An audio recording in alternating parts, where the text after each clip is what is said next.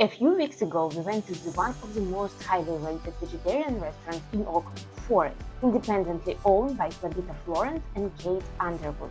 Sustainability concepts and food presentation were inspiring and encouraging. The Forest restaurant relies on seasonal and locally available ingredients, which is important to keep it sustainable and environmentally friendly. Animal farming today uses 70% of the agricultural land, and as more proteins in our diet, is more water it requires.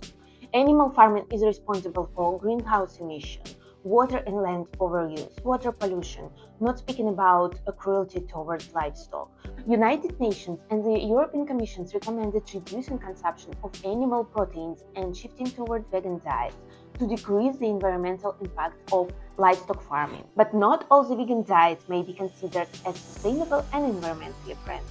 Today, chefs experiment a lot with the flavors and textures, bringing many ultra-processed ingredients to the kitchen to improve the textures of plant-based dishes. The ultra-processed ingredients may not only affect our health but also leave a footprint due to production and transport process, points plant-based chef Rodrigo de la Calle.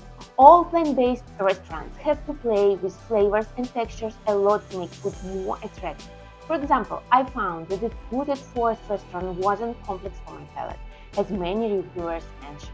It was overloaded with ingredients, oversalted, highly acidic from vinegars, and overseasoned. During this dinner and a couple of weeks later, I was thinking a lot about what exactly about vegetarian food that makes people so afraid of it and requires so many seasoning to make people feel secure. Why do people forget how beautiful the natural flavors are? And why do we need to pretend that our food is not what it is? First, let's talk about taste. Speaking of factors influencing flavors, one of the reasons of low palatability of vegetables in our daily diets is their strong bitterness that makes us sometimes dislike vegetable flavors. So masking is a better option for compromising and improving the flavor profiles of vegetables.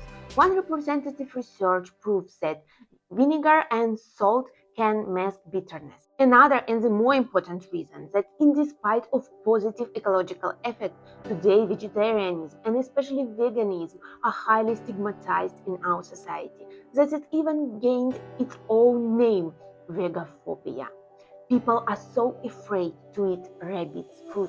Based on Rosenfeld and Tomiyama study, participants felt anxiety about eating vegetarian because they thought that their family and friends would make laugh on them and people will think they are not normal and weird. They also mentioned that vegetarian food is boring. Moreover, people are more confident to choose the food from the variety they are already familiar with. And importantly, which is socially appropriate. For example, American barbecue is a significant cultural gathering where eating meat means belonging. For some people, it's also hard to give up their comfort food, making them seek for the meat, cheese substitute, and other vegan substitute of their normal diets. Which leads us back to the point of ultra-processed ingredients and vegan food. There are still concerns about vegan ultra-processed foods and their overall consumption.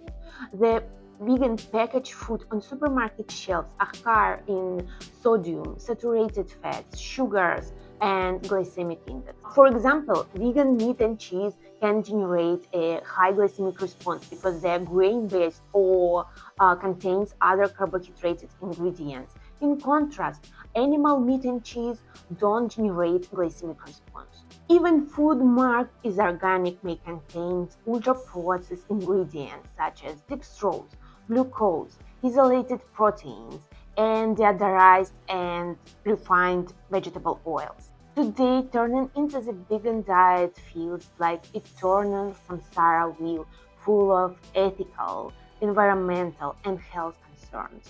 I believe that such diets as flexitarianism, when people reduce meat consumption, for example, in some particular day, can positively impact environment and people's health.